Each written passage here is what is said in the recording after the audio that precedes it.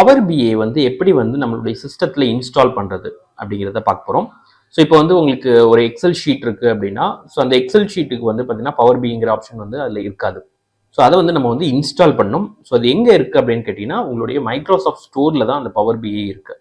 சரி, power BA எப்படி பண்ணுறது அப்படின்னு பார்த்தீங்கன்னா, இன்ஸ்டால் பண்ணுறதுன்னு பார்த்தீங்கன்னா, ஸோ உங்களுடைய சர்ச் பார்ட்டில் கிளிக் பண்ணுங்கள். ஸோ அதில் மைக்ரோசாஃப்ட் ஸ்டோர் அப்படின்னு ஒன்று இருக்கும். ஸோ அதை நீங்கள் கிளிக் பண்ணணும்.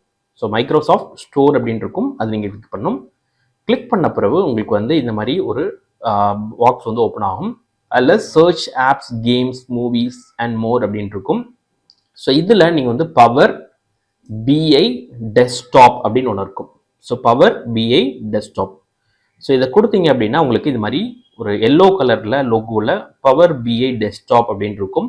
ஸோ அதுக்கப்புறம் கீழே வந்து பார்த்தீங்கன்னா மைக்ரோசாஃப்ட் கார்ப்பரேஷன் இருக்கும். ஸோ இதில் இந்த கெட் அப்படின்னு இருக்கும்.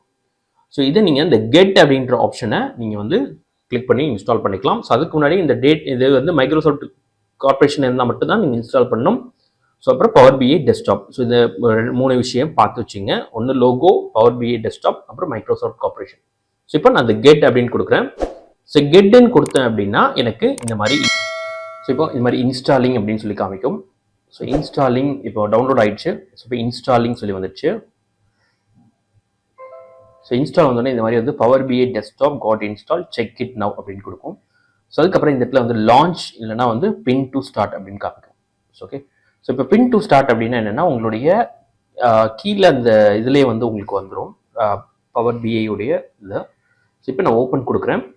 ஸோ ஓப்பன் கொடுத்த உடனே பார்த்தீங்க அப்படின்னா உங்களுக்கு இந்த பவர் பிஐ வந்து ஓப்பன் ஆகுது.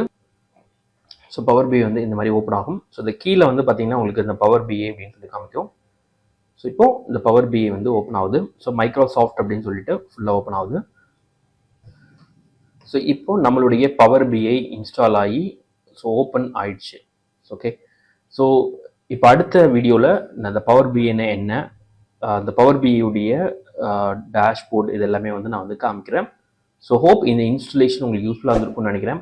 ஸோ யாரெல்லாம் நீங்கள் இன்ஸ்டால் பண்ணலையோ ஸோ அவங்கெல்லாம் வந்து போய் இன்ஸ்டால் பண்ணுங்கள். ஸோ அப்போ தான் உங்களுக்கு நீங்கள் ப்ராக்டிஸ் பண்ணும்போது உங்களுக்கு ஈஸியாக இருக்கும். ஸோ அடுத்த வீடியோவில் சந்திப்போம். நன்றி, வணக்கம்.